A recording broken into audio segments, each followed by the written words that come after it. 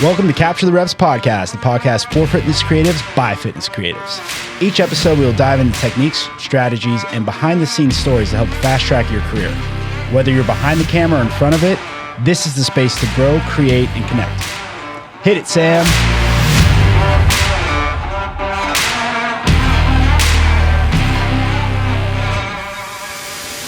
Gabe, very accomplished videographer. Also does some photo as well. I'd say you're more of a videographer, though. Yeah, at this stage. I don't want to put you into a bucket that you don't want to be in. But what's really cool about your work, and what I really appreciate about it, is how unique it is and how it is very to your personality, as opposed to trying to make, something that's very cookie cutter or something like that. Like, you can kind of tell it's something that came from your mind and, your ability level and all that kind of stuff. That's really cool. Yeah. I told myself early on when I got started that I was going to create stuff, at least on my page, that was going to be what I liked. Because if my idea was I wanted to work with people that had the same interests as me and also appreciated the way I created.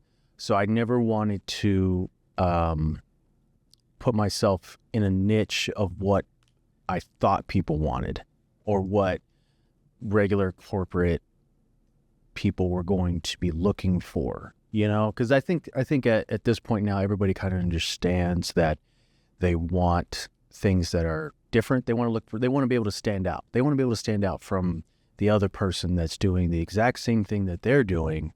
And they see my stuff and they're like, that's very different. Let me reach out to him. Yeah. And I've had success with that, even with like normal corporate type of clients that don't necessarily need what I do exactly, but they're like, hey, we want your style with what we do. I'm really glad because obviously Colton's introduced us. We have Colton set up right now, which is really cool, of, the 3 cameras on the umbrella stand and all that kind of stuff. Yeah. I'm obviously rocking the hard copy shirt as well, mostly because I forgot a shirt, but also because the sponsor plug. Yeah, also because I genuinely love Colton and who he is and all that kind of stuff. Love Colton, man. Every time I need something, I give him a call. Yeah.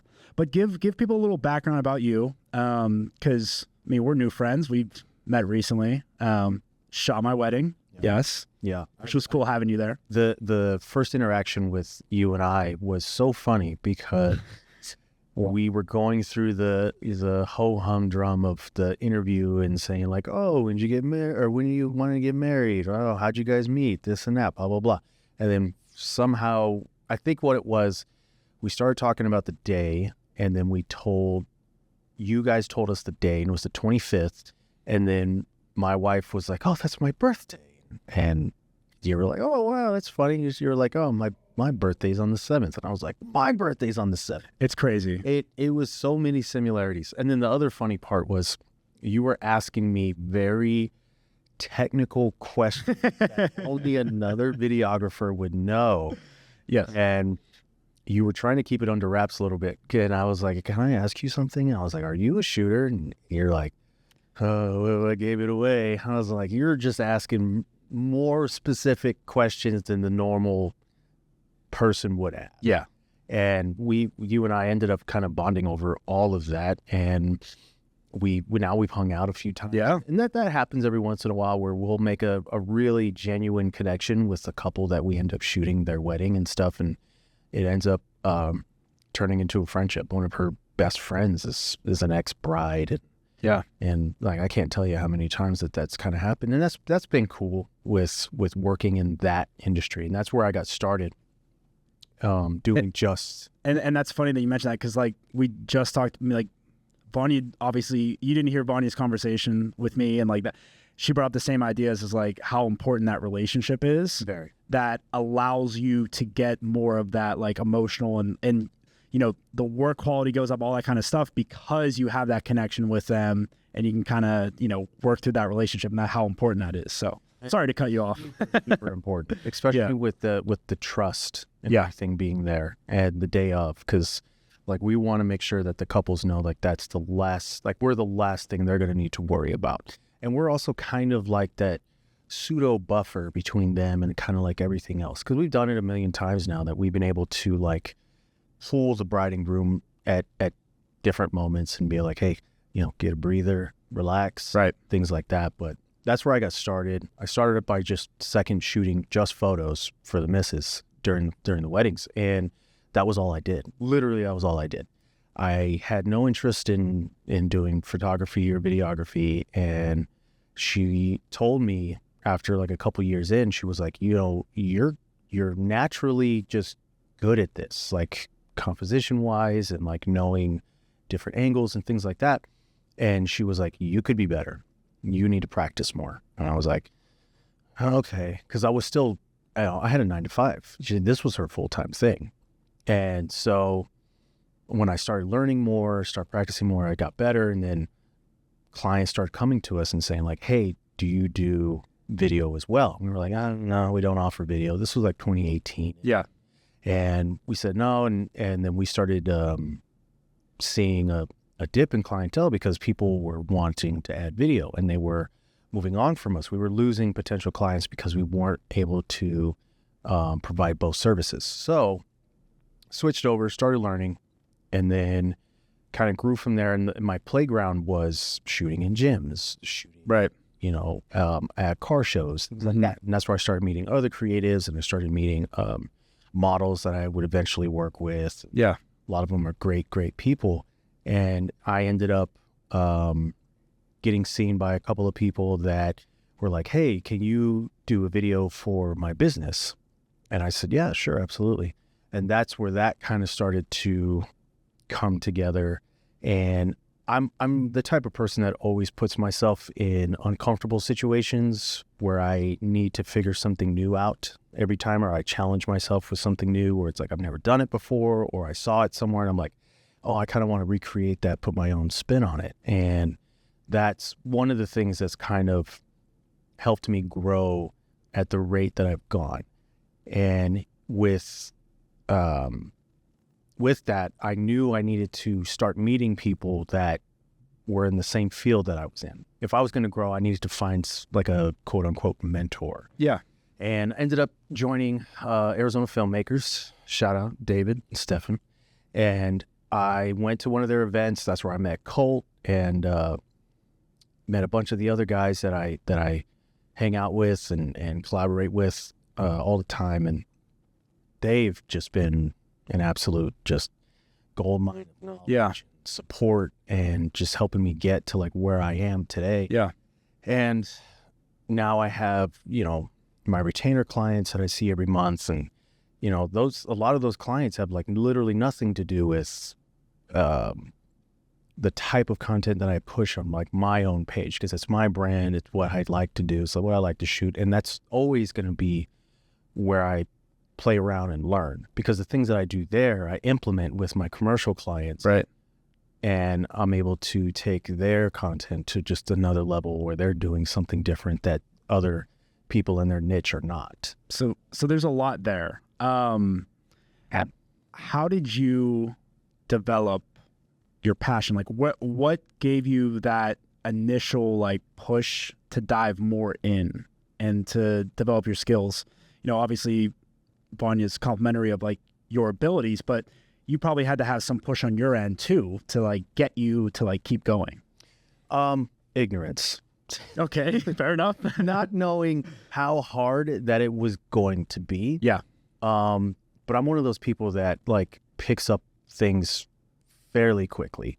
And I never saw myself doing, you know, media campaign, social ads, Right. like that. And that's what I do now. And it's just crazy because, you know, 2 years ago when I was still doing my 9 to 5 and doing this, I was, you know, shooting on the weekends, shooting in the evenings, editing during my breaks at work. And when it got to the point that I was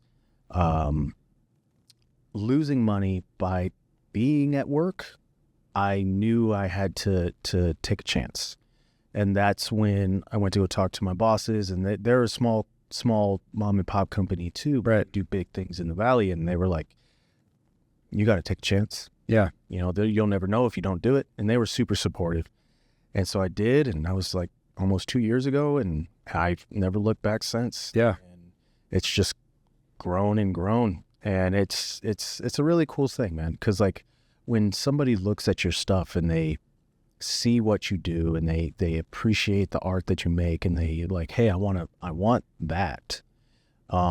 It just means the world, and it's so cool. And that's a lot of what pushes me to keep going. Yeah. Sometimes, Colt knows, everybody that does this type of work, that you can get burned out like No doubt. very, very quickly, which is why I do still keep up with like my own stuff, because it's my outlet and it still keeps this fun for me. Right. No, that's so important to do. And, you mentioned ignorance was the thing that got you into it. And then what I'm hearing is it also was, the ability to create stuff on your own and make the stuff that you wanted to make. And I think you mentioned a really good point there. Additionally, you're making a lot of good points. Having a couple of years of experience before making a leap. Mm-hmm. So having that traditional job that will still provide that income, predictable income coming in, and then grinding out those hours either outside of work, on the weekends, whenever you can, just to continue to get better. Was there anything in particular that stood out to you as like ways to get better? Whether it was like you mentioned, mentors and things like that later on, but was there anything in those moments, whether it was just going out and practicing or like YouTube or what like stood out? It was a combination of a lot of those things. Once I found the guys that knew more than I did, that did more than I did, bigger projects, I was able to see where my benchmarks were going to be, where it's like, okay, these guys are doing this, I need to start doing that. If I want to get to where their level is, I need to start changing the way that I do my pricing, the way that I communicate with clients, the way that I conduct myself on shoots, the way that I portray my image on social media, which is why like I never post any dumb things on like my stories, like quotes that I find inspiring or whatever, things like that. It's my business. It's my business. So the only things that I really typically share in my stories is sometimes, family stuff. And like, I'm trying to show a little bit of myself on my social, just so that people can get an idea of like my personality and things like that, but also keep it professional, where it's like, hey, I either have clients on my page or I have potential clients that are looking to hire me at some point. So I always stay professional for the most part, but You do a good job of staying professional. yeah. And the other part of that is always trying to do something different, because the world's changing almost daily with AI and with the way that people market now and all of that. So you have to constantly be adapting and be adaptable to the changes in the way that video is produced, processed, and consumed at this point. How do you do that? Like, do you like look for trends on, like, do you peruse Instagram Reels and just kind of look for trends that way, or?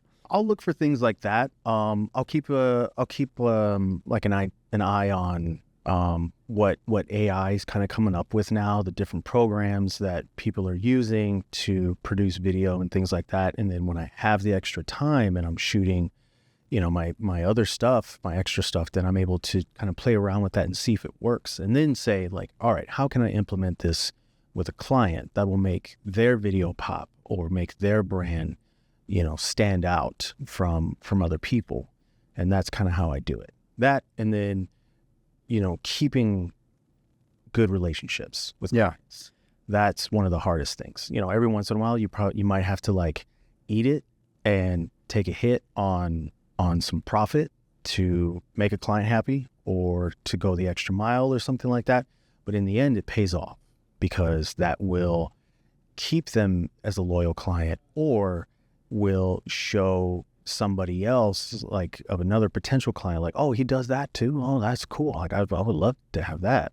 So that's part of it as well. Yeah, I mean, I've seen that even with me personally, is like, if there's ever an opportunity to go an extra mile for someone that has rewarded you in some way, so thinking of like referrals or things like that, like you always want to pay it back to that person, because you look at all of your clients and all of the people that you work with, and you put them into different buckets, but those A players for you, that the people that are happy to bounce your name around, that are always nice to you, that are understanding if things come up, those are the people you want to go the extra mile for and dive deeper into, because then they're going to recommend people that are exactly like them. Exactly. And then it just snowballs. It snowballs. And yeah. How you get, that good clientele. And like you and I have talked about this before, and any creative that shoots knows this and has one.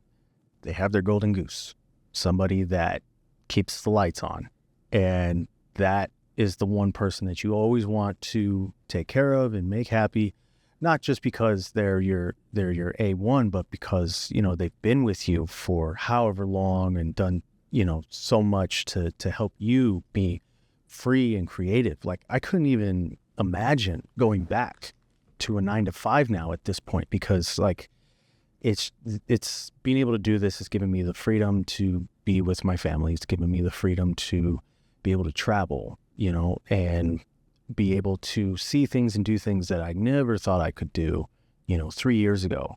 And the other thing was I thought that I was going to be too old to do this, because I started when I was 34, full time, creating. And I was like, man, these younger kids probably would run circles around me. But it ended up being, a blessing in disguise, because I'm able to relate to my clientele. I'm able to communicate well with them, just because I kind of come from a different generation, where I've been told so many times, like, oh yeah, man, this other videographer I had, they came with no ideas. They didn't know what to do. They would just showed up and was like, all right, what are we shooting?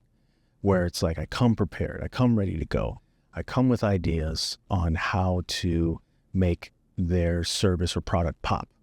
And that's what they hire you for. They don't want you to just come and push record. Absolutely. They could do that with their phone. Right. Absolutely. Anyone could do that. Yeah. Anybody could do that. Yeah. They want somebody that's going to be creative, take their stuff to another level that they didn't know that they could do, and handle all that. Especially the type of clientele that I have, that you have, where it's like, that's the expectation. If I'm paying you what I'm paying you, I want to see results, and I don't want to be more involved than I have to be. Right. And you don't want another run-of-the-mill, like, gym ad of like, come hang out with us. Like, you want some personality, you want some unique factors coming through. Exactly. And then you also want to add in like a different look and feel. I mean, I've shot at CrossFit Magna a million times, but I don't shoot the same way every time. Yeah. I, show a different part of the gym, or show a different angle, or Yeah, you try to be creative. yeah, It's well, like, exactly. how do I make this different? Yeah. And like, a lot of the times in CrossFit and stuff like that, there's the same movements every time. So it's like, how do I get a unique viewpoint of this one movement that either I haven't seen or I haven't done personally, and then be able to like put it together into something that's completely unique, as opposed to, all right, let me just make sure I got coverage on this and then move on to the next one. Okay, let's do this shot. Okay, good. Instead of taking the time and effort to make it uniquely different. Yeah, exactly. And it can be hard, and it can be one of those things where you get kind of pulled down by what everybody else is doing. But at the same time, everybody else is struggling just like you and just like me, where it's like, we're trying to be different. We're trying to stand out. Everybody's trying to do the same thing, trying to be different. Yeah. And I think that's one of the biggest struggles for creatives, that and just having enough time in the day to do everything that you want to do. You got to prioritize. Yeah, absolutely. A lot of the times I think creatives waste a lot of time doing the whole like fake busy thing, where it's like, you go and you film something, but while you're there, to your point, not having a set structure set in place or an idea of what you want. Instead, you completely overshoot everything, right? Which costs you on that front end. And then you go on the back end when you're editing, you lose all that time because now you got to look through all this footage. I see it all the time with events in particular because the turnaround times are literally the same day. So you film event 1, you got to have that up before event 2 or event 3 starts, right? So it's a quick turnaround. So that's where knowing what you want to have happen in that first event, getting those shots and not getting just general shots just for randomness and being able to have a quick turnaround on those will allow for success. Yeah. And that was one of the things I did a lot in the beginning because I was unsure of myself. Oh, for sure. I think everyone does at the beginning. Everyone does at the beginning. Yeah, absolutely. Everybody gets more than they need. Yeah. But now it's down to the point where it's like in my head, I have the script and I have the idea of what I want to shoot and I know what the angles are that I need to get specifically. And one of my things that I like is I like details. I like to try and get the shot that people wouldn't go the extra mile for. Example, like I shot for one of my friends who wanted to do some personal branding. He wanted motorcycle stunt stuff and he wanted something different than what other guys have because there's a lot of guys that shoot that type of stuff. I got a Action 5, got a little clamp, and I was putting it all on different parts of the bike. I was putting it on the back peg, so we were getting him as he was like kicking the bike up into the air. I got another one where I put it on the front, getting him in his throttle hand, just going through the motions. That way I'm able to intercut everything and make it all seem seamless, flow all together, where it's going to be a different angle, something that people normally wouldn't see or be able to get without having that extra little thought put into it. Yeah. And how do you identify then, like, clients like that, as you know, we're primarily like fitness space, and that kind of thing. Like, is there certain things that you do, to like get the word out about you, or like, how would you say is the most effective way for you to get additional clients? I shoot what I want to be paid for. I create things because I will work with people that are in the space that I want to be paid to do. So when I started doing the stunt motorcycle stuff, I actually started working with that specific guy and we became friends. We actually met at the gym first and became friends, and I told me what he did and I was like, hey man, let me come out and shoot some stuff. And then after shooting with him and having that on my page, because in the beginning when I was shooting this type of stuff, that and all the stuff, all the creative concepts that I do with my model friends and things like that, I had the self-thought of, is anybody going to pay me for this? Is anybody going to want this? I think everyone goes through that. Yeah, right. Everybody. Yeah. And what eventually happened was I was at a tattoo expo working for somebody there, and I ran into a motorcycle clothing booth that I started talking. And that's the other thing, that if you're a creative and you do this type of work, you always have to be on, ready to go, ready to pitch, ready to throw your elevator pitch, ready with your portfolio, ready to go at a moment's notice, because you never know when you're going to go somewhere and meet somebody that's going to want content that will be ready for you. Do you have your sample elevator pitch ready right now? It depends. Because I know you like to do prep before you go to these events, but one of the things I'm really good at is I'm really good at being able to pitch somebody the idea on the fly. So let's sample when I was running into those motorcycle guys and they were showing me their clothes and stuff like that, and we got to talking, they were like, oh, what do you do? And you go about it in a very nonchalant type of way. You say, oh yeah, I'm a video creator. I do stuff, this and that. And they were like, oh, that's awesome. Yeah, we're looking to get some video work done. And I said, oh, absolutely. Yeah, here's my page. I show them. And it's because they sell specifically motorcycle clothing, I was already ready to go. And I was like, hey, here, check this out. I did this video for this guy.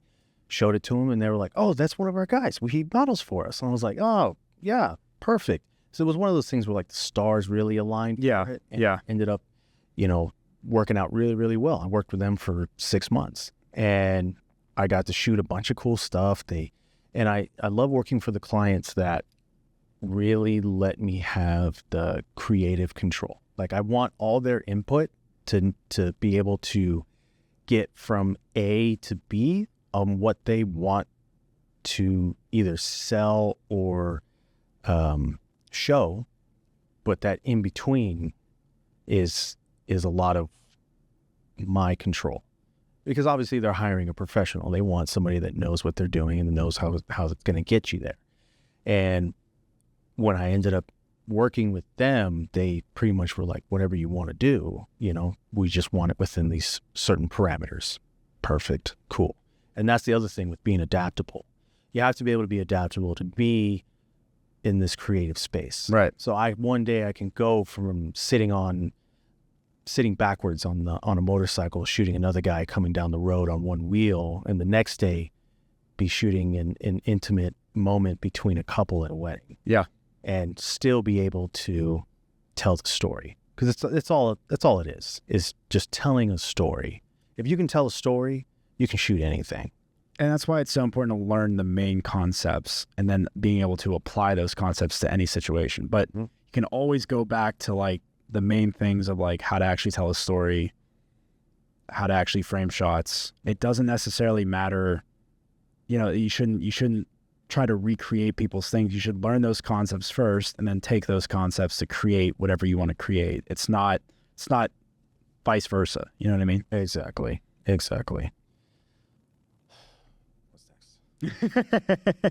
That's where we go in that like nice little segue. So this would be really cool if Vanya was on previously and she was talking about like little sponsorships, so we could have like a little sponsor right there, go in there. Oh yeah. We don't have a sponsor yet, but that's typically where our sponsor would go, and then we wouldn't have to filibuster until I could think of a question right now off the top of my head to continue the conversation. You know how that works, production, it's all that fun stuff. Exactly. Networking with other creators. So like, how do you identify people that, like, to your point, like kind of furthered you along? You mentioned Arizona filmmakers. Mm-hmm. Like, how do you identify a group like that? Like, was there certain things you were looking for? What advice would you give someone that is kind of like on isolation island out there right now, where none of their friends really do what we do, right, but wants to, build that base? You got to find people that impress you with their work. Like, you find somebody and you see their page and it's something that like, you're like, oh wow, how did he do that? That's when I'm interested. When I see somebody do a video and post it and it's something that I haven't seen before, or something that was super creative, and I was like, oh, that piques my interest, because I've seen thousands and thousands of videos on Instagram and stuff like that, doing research for my clients or looking for inspiration or whatever. That's what gets me. But when I was looking for to start linking up with other creatives, I was looking for people that were better than me, that knew more than me, and that would be an asset. So when I got with Arizona filmmakers and I went to their events, I automatically already knew walking in there that everybody was going to be better than me, because I was just a Yahoo with a camera at the time. One of my friends coined At the time, very important disclaimer there. Yeah. And that's where I met Colton, and I met Stefan and Skylar, and talking with them, they were telling me all the different, jobs and clients that they were working for. And I was like, wow, like that's where I want to be at. And when I was like, at the time I was like, hey, whatever you guys need help with, man, I'm there. Like, I've always been one of those people that's not afraid to work hard. Even though I had shot photos and I'd done video for a couple of years already, like, I knew that there was higher levels to get to. So being at the bottom of the rung was never an issue for me. Like, just showing up and helping people, like, just move bags. Because I knew just getting on their productions, getting on their set, and just soaking up the knowledge of how they do things, how they run their set, how they set up their shots, that was nothing but gold for me. Absolutely. Where I could just soak that all in and implement that into what I do. Their professionalism, their knowledge was invaluable. Yeah. For me. And I tell them all the time, that they have helped me get to where I am now. Well, even like Want to go. even like established, like we were talking at my wedding about work. It's literally like just to be able to be a fly on the wall in someone else's production, regardless of your experience level, like, you know, you can still learn things from, or like their different techniques or why they did this. And then you can take one or two nuggets away and then be able to implement that in your own production, however you want to handle it. That stuff's invaluable because you, instead of like living in your bubble and doing everything always the same way and never getting better, you're not improving yourself and you're not improving anyone around you. You're right. Right. So it's like, why would you keep doing the same thing over and over again? Exactly. And that was one of the things that I really enjoyed with working with the guys, was that I was able to learn their techniques and how they did things, and I was able to run with that. But also, I showed them a couple things where they were like, oh, wow. Because I'm a little bit more of like a run and gun type of guy. And that all came from shooting the weddings, where no doubt, hey, you got to be here. You got to be ready to go. And I think that has helped me in the long run with shooting with a lot of my clients, because I kind of sit in between that, you know, content creator and full-blown production, where I can come in and I can give it that production type of quality, but I don't need a whole lot to work with, where like I know my cameras inside and out. I know the composition of what it is I'm going to be shooting, and I'm able to take that and mold that into whatever it is that I need it to be for the client.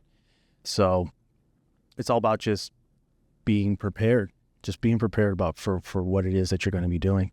I don't want to toot my own horn. I humble myself a lot of the times based off of like realizing that I don't know everything, and you can always learn something from someone regardless of where they are in their career. I mean, Desert City Classic, there are people that are there that are, you know, still in college and still developing, but I still learn something from them every single time. So being able to like learn from them is incredible. Yeah, because you get unique perspectives. Yeah, from anybody. I mean, we're not old heads, but like, you know, the youth has a little bit more certain things, you know, that they're good at, certain things that we're good at. Exactly. You know, if you can pick up some of the things that they're good at and you can exchange value to some of the knowledge that you have, it's, you know. It definitely helps. I just sounded like an old man at a retirement home. You did. It's bad. You did.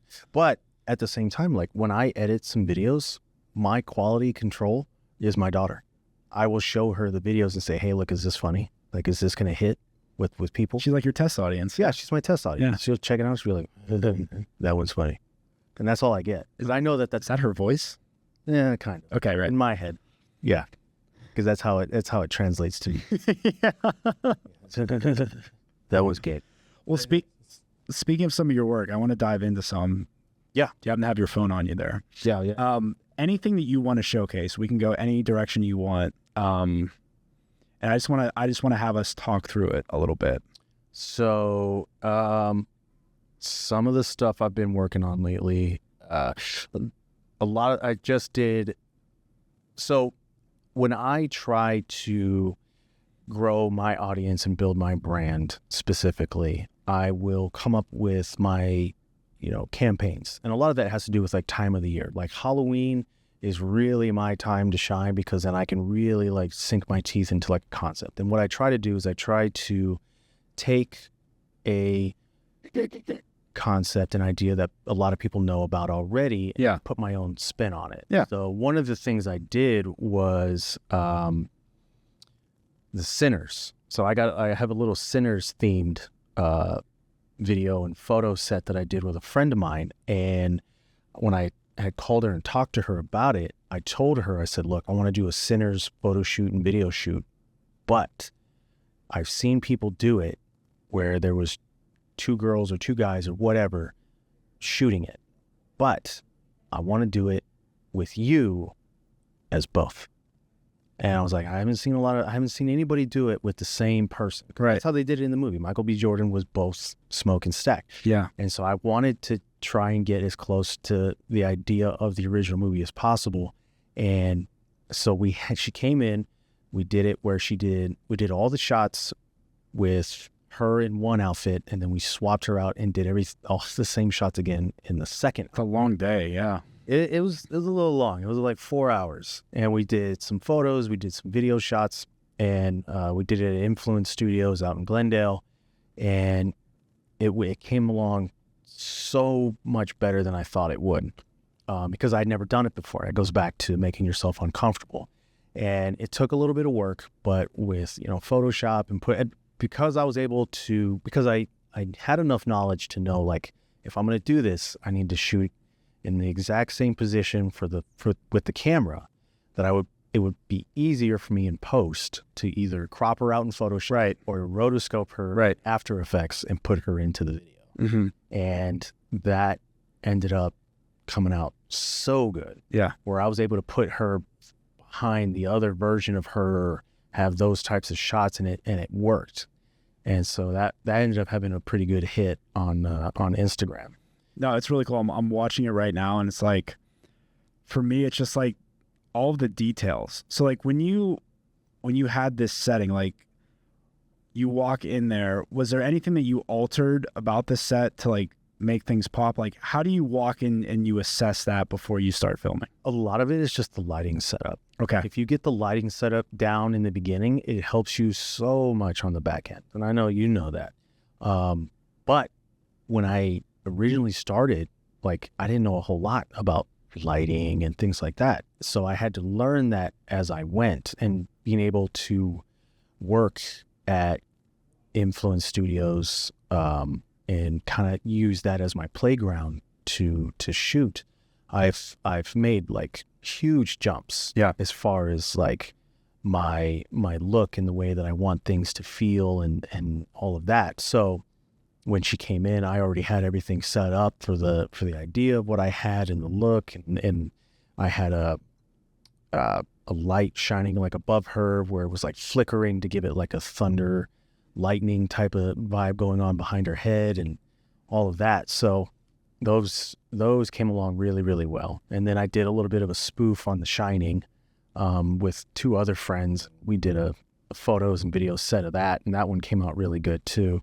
And luckily enough, like sometimes things just kind of happen in the moment. And yeah, like stuff you didn't necessarily plan for. Oh, this is a great happy accident. Like it was. Yeah. It was like one of them, she brought her boyfriend, and I was like, I wasn't sure how I was going to shoot it. Sometimes with these concepts, it's like put together so fast that it's like, hey, look, I'll get what I can get, and then I'll just make something in post.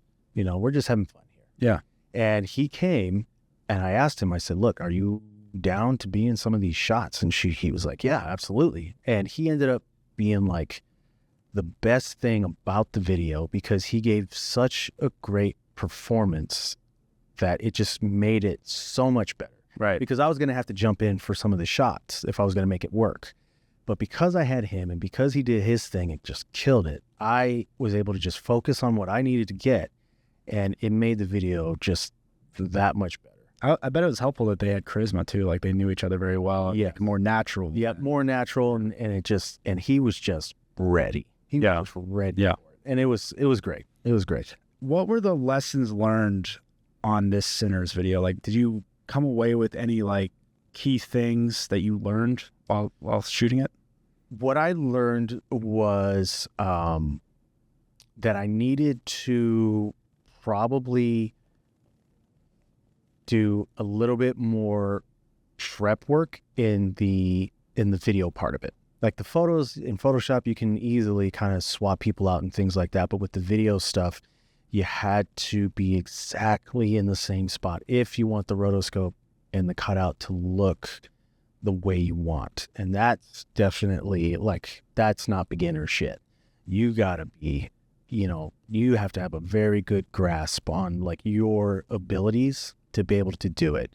And I knew that I could, I just needed to do it. And because of that video, I was able to go to one of my commercial clients and say, hey, look, we're going to do a video where there's going to be two of you in the scene, and you're going to play one version of yourself, and you're going to play another version of yourself. So that was me like learning on my own time to implement that with my clients and provide that higher value to them. That's cool. We're like, oh, wow, you can do that? Yeah. Easy. Cool. Easy stuff. where it was like I was sweating for like weeks trying to figure it out on my own. Right. But they don't need to know that. No. I mean, and that's why you went through that experience so that you can then, now you know, anytime that comes up randomly, you know, whatever environment it is, you're already ready to rock and know exactly what to do. Exactly. So cool, man. I appreciate it. I was telling Vanya, like, thanks for coming in for like 4 hours, because you filmed 2 with, you both filmed with Colton and you both filmed with me. So Yeah, no. appreciate it. Let me ask you, how was your experience with us at your wedding? Fantastic. Yeah. I mean, it all started really with like you were mentioning, the vibe whenever you first meet someone, right? Yeah. And we just clicked instantly, right? And then, you know, hanging out with you guys like outside of like work and stuff and just kind of like chatting, that kind of thing. I think that's so important to have that carry over. Yeah. And then the day of, like, we already like fully confident and comfortable. Like, we're like, yeah, they're going to kill it. Like, it's the least of our worries, right? And then, you know, during the day, it's just like, yeah, we never have to worry about where you guys were, what you were doing. There's just that trust factor was just there. And, you know, we've seen the sneak peek now of Vanya's photos, and like, absolutely incredible. Like, exactly what my wife wanted, Sav and me. Like, it's awesome. We got to show it. First of all, it was never in the contract for us to get a sneak peek. And then those were delivered right before Thanksgiving. Yeah. Right. And then we were able to show them on Thanksgiving Day, like, while we were all, I mean, it's stuff priceless. So yeah. Working with you guys was great. Yeah. I think what we'll have to do is we'll have to do a part 2 after we deliver the rest of the gallery, and then the video, where we come in and we can kind of like pick at the video and say like, oh yeah, so here, you were doing this, and this is why I edited it this way. Listen, if you want to schedule another episode, I'm all down for it. Yeah, friend. we can do it. Yeah, after we deliver the video, yeah, we'll do it. Right on. Throw the little screen up and we'll put it. Yeah. We'll go through the video real quick, and we'll go through like my favorite spots and your favorite spots. Yeah. Like, oh, I love what you did right here. And I'll be Yeah. like, oh yeah, this part was a pain in the ass because you were talking too much. Naturally. Well, the hot mic situation. Yeah. Yeah. That's the one thing, you know, you forget that you're mic'd up all day long. I tell my clients all the time, like, hey, don't forget you're mic'd up, you know. No, I didn't say anything bad. I'm just saying. No. Yeah. No. Yeah. No, it was all good. It was all good stuff. Right. But from my end of it, I had a great time at the wedding. Like, so much now where I've done so many, it's like a checklist for me. But there comes along where there's like a good set of weddings that I'm actually excited to go do. Yeah. And it's like your guys' was one that we had circled for a long time. Love that. I knew that one was going to be so much fun. And it was. And then you guys sang Vanya happy birthday to him. We did. That was really Yeah. Of course. Just wish we had a birthday cake. That's probably the only thing we didn't have. So you spent enough on that. Yeah. Because weddings are expensive. But yeah, man, thanks. And see you on the next one. See you guys at the next one.